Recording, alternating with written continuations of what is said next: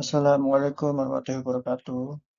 Perkenalkan saya Arif Fikrian Suyanto dan kali ini saya akan memaparkan konsekuensi serius yang dapat menimpa Bank Indonesia jika ancaman cyber tidak ditangani dengan cepat dan tepat.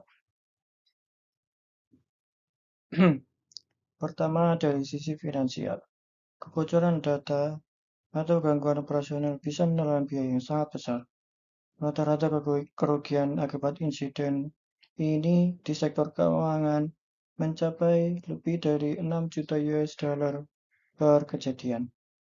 Apabila terjadi pelanggaran skala besar, misalnya puluhan juta catatan nasabah, total kerugian dapat membengkak hingga puluhan juta dolar, termasuk biaya investigasi forensik, pemberitahuan kepada pemangku kepentingan, serta kompensasi bagi nasabah terdampak.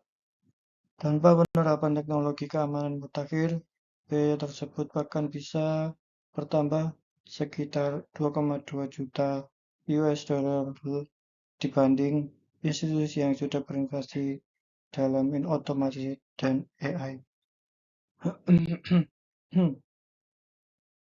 Kedua, ketidakpatuhan terhadap peraturan Bank Indonesia seperti PPI nomor 23/7/PPI/2021 serta standar internasional yang diadopsi melalui BI Reg 2/2024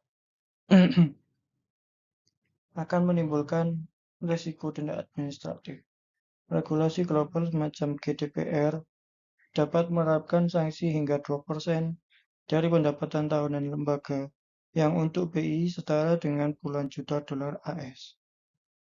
Di samping itu, BI berpotensi dikenai pembatasan layanan sistem pembayaran sampai perbaikan audit keamanan selesai, memperpanjang downtime, dan menambah kerugian pendapatan.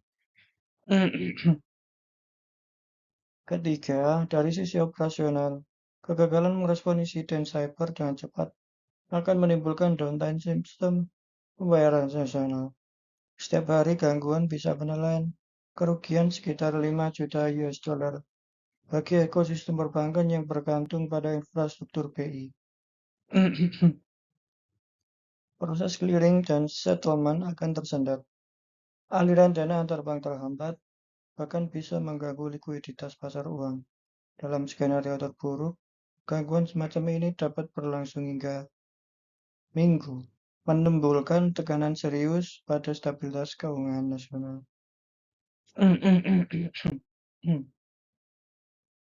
Keempat, reputasi BI sebagai otoritas keuangan akan terancam jika data nasabah bocor atau layanan publik terganggu. Kepercayaan publik yang merosot dapat mencapai penurunan hingga 30%, mengurangi penggunaan BI link, dan meningkatkan churn pengguna. Membangun kembali citra memerlukan investasi besar untuk kampanye public relations dan program pemulihan kepercayaan. Sementara pesaing dan fintech lain bisa memanfaatkan momentum untuk menawarkan alternatif layanan pembayaran. Kelima, eksposur data strategis membuka BI pada risiko litigasi. Nasabah atau korporasi yang dirugikan dapat menuntut ganti rugi, dan khusus kolektif bisa memicu biaya litigasi rata-rata US dollar 1,2 juta per gugatan.